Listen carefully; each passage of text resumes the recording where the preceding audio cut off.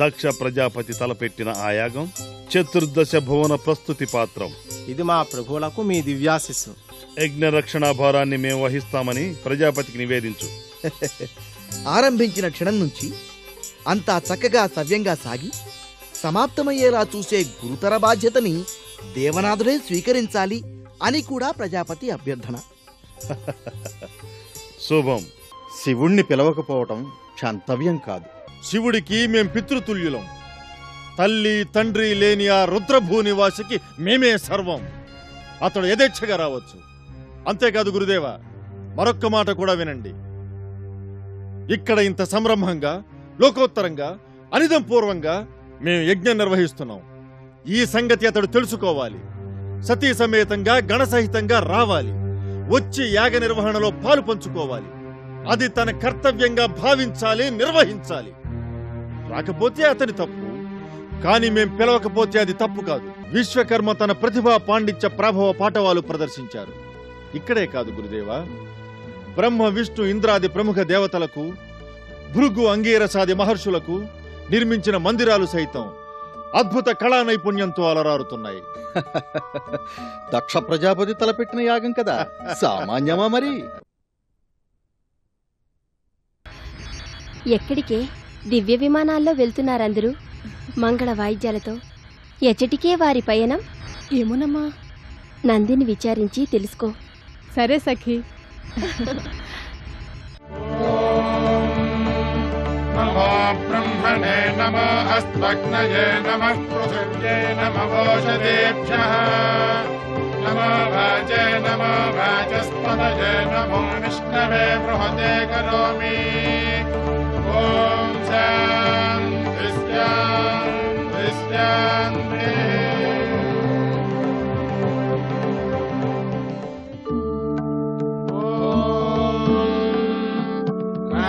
రమింద్రమవితారమింద్రగుం highway highway సోమగుం సోరమింద్రం భువేను Sakram పురహోతమింద్రగ్రస్వస్తి no మఘవాధాత్వింద్రః ఇంద్రం వా విశ్వతస్పరిహవామహే జనేభ్యః అస్మాకమస్తు కేవలః.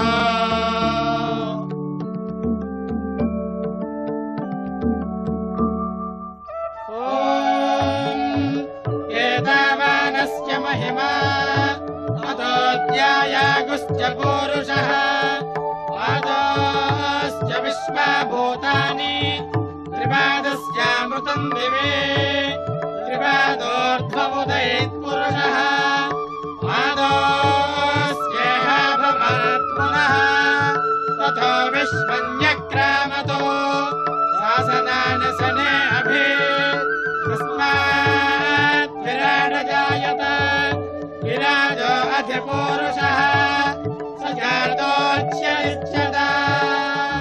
నందీశ్వర, నందీశ్వర, క్షణం క్రితం చంద్రుడు అతని పత్నులు ఎక్కడికో పయనమై వెళ్లారు. నీకు వారి ప్రయాణం గురించి తెలుసా? గగనతలం అంతా దివ్య విమానాల సవడులతో సందడిస్తున్నది. ఎందుకయ్యా స్వామి? ఇది అమ్మ ఆజ్ఞ. విషయం ఏమిటో తెలుసుకురమ్మని శాసించింది. నా పరిస్థితి చిక్కుల్లో పడింది. అమ్మ ఆజ్ఞ శిరోధార్యం. దక్ష ప్రజాపతి లోకోత్తరంగా బృహత్ యాగాన్ని తలపెట్టారు. అన్ని లోకాలకు, లోకేశ్వరులకు ఆహ్వానాలందాయి. కాని కైలాసం మాట తలపెట్టనే లేదు. తల ఎత్తి చూడనూ లేదు, వన్నెత్తి మాట్లాడనూ లేదు. ఈ విషయం అమ్మకు ఎలా చెప్పడం? నా అంతర్మథనం అదే.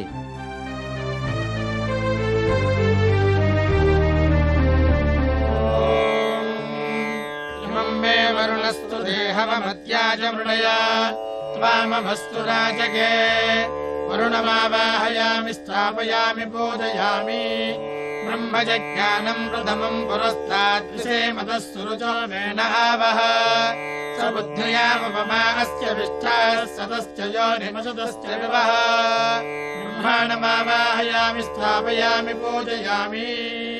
అగ్నిందోతం వృణేమహే హోతారం విశ్వవేదసం అస్య యజ్ఞస్య సుకృతం అగ్నిమావాహయామి స్థాపయామి పూజయామి బ్రహ్మదేవానాం పదవేః కవీనాం షడ్విప్రాణాం మహిషా మృగాణాం సేనాగృధ్రానాగస్పతిర్వనానాగం సోమః పవిత్రమత్యేతిరేభన్నో బ్రహ్మాణమావాహయామి స్థాపయామి పూజయామి ప్రణో దేవే సరస్వతే వాజేభిర్వాజినీవతే ధీనామవిత్రయవతో సరస్వతీమావాహయామి స్థాపయామి పూజయామి ఇదం విష్ణుర్విచక్రమే త్రేధానదతే పదం సమూఢమస్య భాగం సురే విష్ణుమావాహయామి స్థాపయామి పూజయామి శక్తిమివిదునాపునంతో యత్ర ధీరా మనసా వాచమక్రతా అత్రాసఖాయి సఖ్యాన జానతే భద్రేషాన్ లక్ష్మీర్నిహితాధివాజే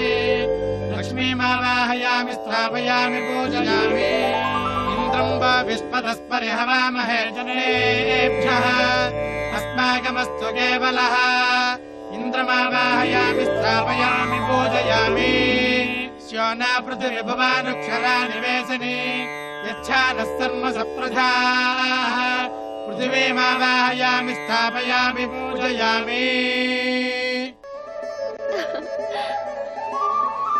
సఖీ, ఏమిటి ఆ సంరంభం? సంగతి ఏమో కనుగొన్నావా? ఆ, ఏమిటే అది? అమ్మా, చెప్పవే జయ, ఎందులకే ఆ సందేహం? అమ్మా, మీ తండ్రి దక్ష ప్రజాపతి ఒక అపూర్వ యజ్ఞం చేస్తున్నారట. మా జనకులు అపూర్వ యజ్ఞం చేస్తున్నారా? చెప్పవే, ఇంకా సంకల్పంలోనే ఉన్నారా? ప్రారంభించారా? ఆలోచన ఆచరణ రూపం ధరించింది. అన్ని లోకాల వారికి ఆహ్వానం వెళ్ళింది. ఆహుతులందరూ తమ నగరి చేరారు. యజ్ఞం ప్రారంభించనున్నారట. అవునమ్మా. జయ, దక్షుడు నా జనకుడు, వీరని నా జనని, వారి వరపుత్రికనే నేను. సాక్షాత్తు జగన్మాతే జననమందిందని నన్ను ఎంతో ప్రేమతో అల్లారుముద్దుగా పెంచారు. కోరి పరమేశ్వరుడికిచ్చి వివాహం జరిపించారు. అంతటి అనురాగమూర్తులే వారు. చెప్పవే, మిగతా తనయ్యలందర్నీ పిలిపించుకొని నన్నెందుకు రమ్మనలేదు? నా స్వామికి ఎందుకు ఆహ్వానం లేదు? ఎక్కడికమ్మా? దక్షయజ్ఞ వాటికకు కాదులే, జగమేలే నా స్వామి సన్నిధికి. ఆహ్వానం ఎందుకు రాలేదో కారణమడిగి తెలుసుకోవాలి.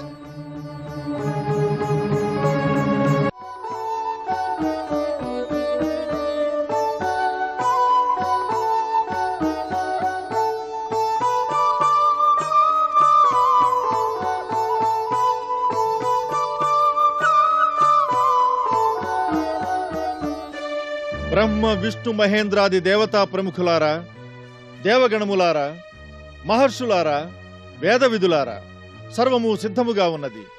తమ అనుమతితో యాగ ప్రారంభం చేస్తాం. మీ అందరి ఆశీస్సులు కోరుతున్నాం. యో వైతాం బ్రహ్మణో వేద అమృతేన వృతాంబరీం తస్మై బ్రహ్మజ బ్రహ్మజ ఆయుఃకీర్తిం ప్రజాం దదోః.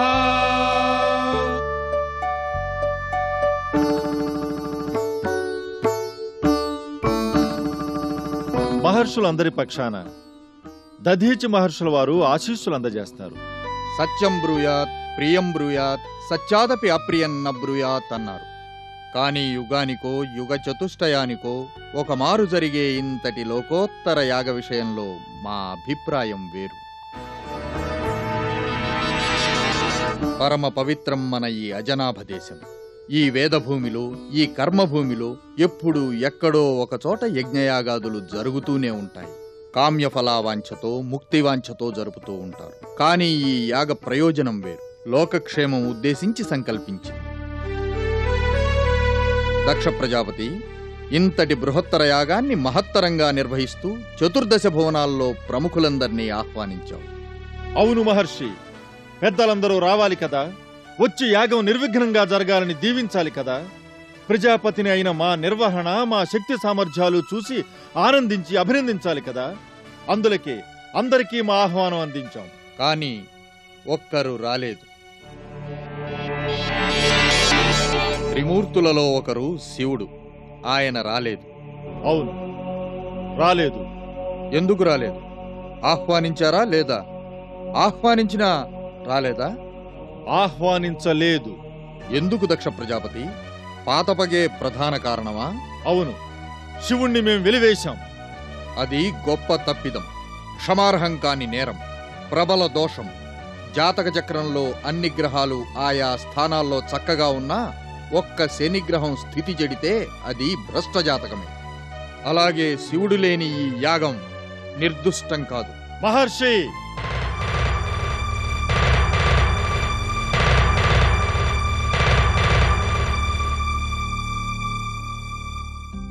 శివ సాన్నిధ్యంలో సమస్తం మంగళప్రదం అన్నారు ఆద్యులు. ఆ పురాణ పురుషుణ్ణి, వృషభధ్వజుణ్ణి బ్రహ్మ విష్ణువులతో సమానంగా పూజించి గౌరవించదగిన శంకరుణ్ణి వెలివేయటం మతిమంతుల లక్షణం కాదు. ఆనాటి యాగ సమయంలో మేము అతన్ని బహిష్కరించాం. హవిస్సులు అర్పించరాదని ప్రజాపతిగా అందరినీ శాసించాం. మేమెలా ఆహ్వానిస్తాం? క్షణికావేశంతోనో అవమానంతోనో చేసిన ప్రతిజ్ఞలు, తీర్పులు శాశ్వతం కావు. పునరాలోచించాలి. మేం పెద్దగా ఒక సూచన చేస్తున్నాం. అన్ని అమంగళాలను మంగళప్రదం చేయగల సర్వమంగళాధిపతిని ఇప్పుడైనా ఆహ్వానించు. సర్వమంగళాధిపతి ఏమా అతని ఘనత? శ్మశాన విహారమా, వెలిబూడిద వెల్లదనమా, సర్పహార ధారణమా, పుర్రుతో చేసే భిక్షాటన? మహర్షి, మహేశ్వరుడిని మన్నించే ఆది భిక్షువుని మేము ఆహ్వానించాలా? అజ్ఞానం పొరలు కమ్మితే ఏదీ తెలియదు దక్ష ప్రజాపతి. నా హితవు విను. నీవు వెళ్లకున్న బ్రహ్మనో, విష్ణువునో, ఇంద్రుణ్ణో, నీ గురువును, పరివారాన్ని తోడిచి ఆహ్వానం పలుకు. అది అందరికీ శ్రేయస్కరం.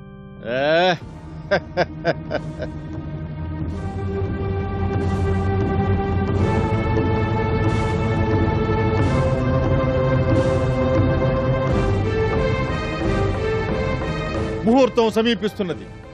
ఈ వృధావాదాలతో సమయం వ్యర్థపుచ్చక నాంది పలకండి. మరొక్క మారు ఆలోచించు.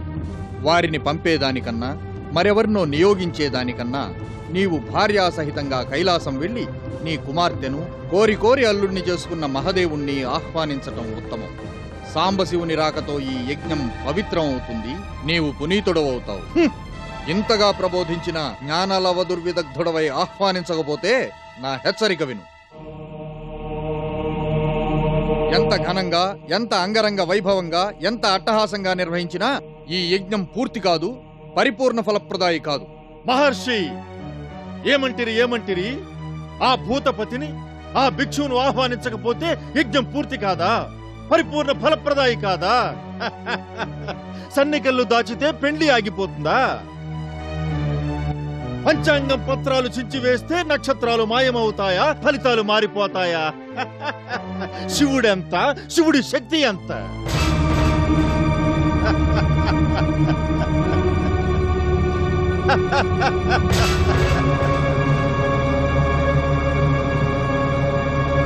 దేవాది దేవుడు, పురుషోత్తముడు, పరంధాముడు, శ్రీమన్నారాయణుడు శ్రీదేవి సహితంగా విచ్చేశారు. అది చాలదా ఈ యాగపూర్తికి?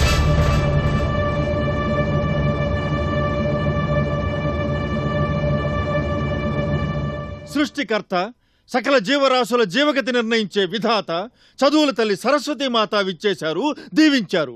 అది చాలదా ఈ యాగ పరిపూర్తికి?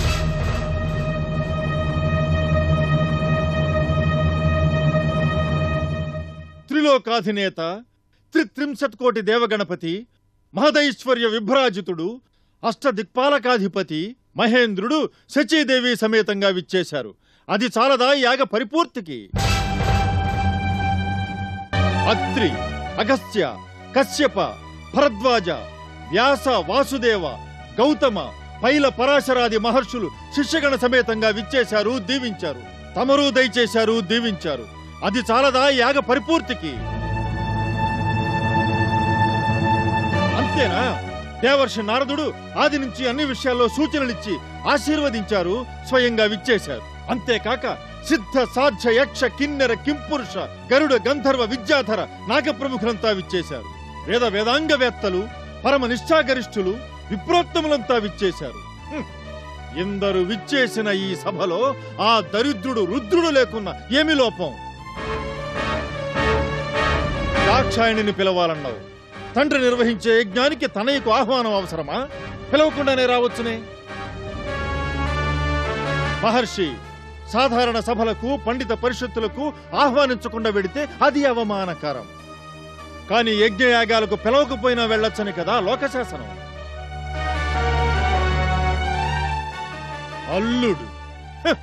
అల్లుడు ఆనాడు బ్రహ్మ పనిగట్టుకుని వచ్చి చెప్పడం వల్ల, జగన్మాత తనూజిగా జన్మించిందని ప్రబోధించడం వల్ల నమ్మి అతడికిచ్చి పాణిగ్రహణం జరిపించాం. నిజానికి ఈ ప్రప్రథమ ప్రజాపతి అల్లుడు కాదగిన అర్హత అతనికి లేదు, లేనే లేదు, రాబోదు. మా అల్లుడే అర్హత పొందాడు. భూత ప్రేత పిశాచాధినాథుడు ఆ శివుడు ఇక్కడికి వచ్చేస్తే ఆ కపాలమాల, ఆ నాగాభరణాలు, ఆ విభూతి రేఖలు చూసి అసహించుకుంటారు అందరూ. ఇక వాదన వద్దు, సూచన వద్దు, పదే పదే అతని ప్రశంస వద్దు, ప్రస్తావన వద్దు. మీరందరూ నా మనోభావాన్ని గుర్తించి యాగం పూర్తి చేయించండి. రోగికి పథ్యం హితవు కాదు, అహంకారికి మిత్రవచనం హితవు కాదు. శివుణ్ణి బహిష్కరించిన ఈ యాగశాలలో ఒక్క క్షణం నిలచినా అది కోపకారణం, పాపమూలం. మేము శివారాధకులం, శివ భక్తులం. శివుణ్ణి వెలివేసిన యాగంలో పాల్గొనం. శివనింద వినిన దోష పరిహారార్థం పరమేశ్వర నామ స్మరణమే మా తక్షణ కర్తవ్యం.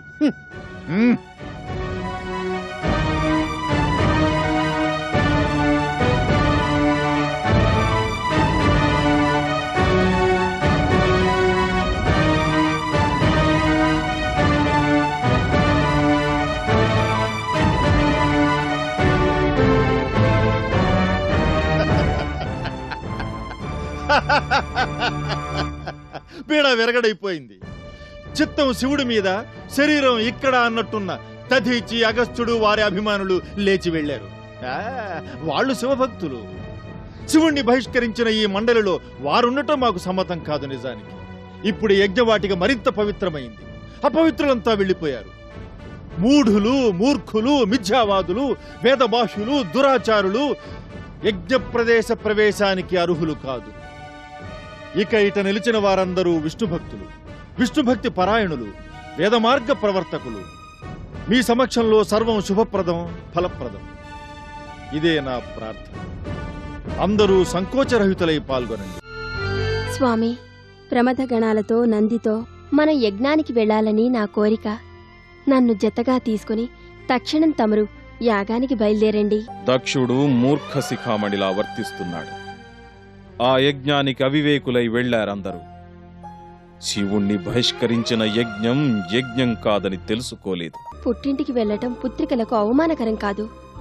కాదు దేవి, పరుల వల్ల పొందే బాధ కన్నా అయినవారి వల్ల పొందే బాధ ఎక్కువ.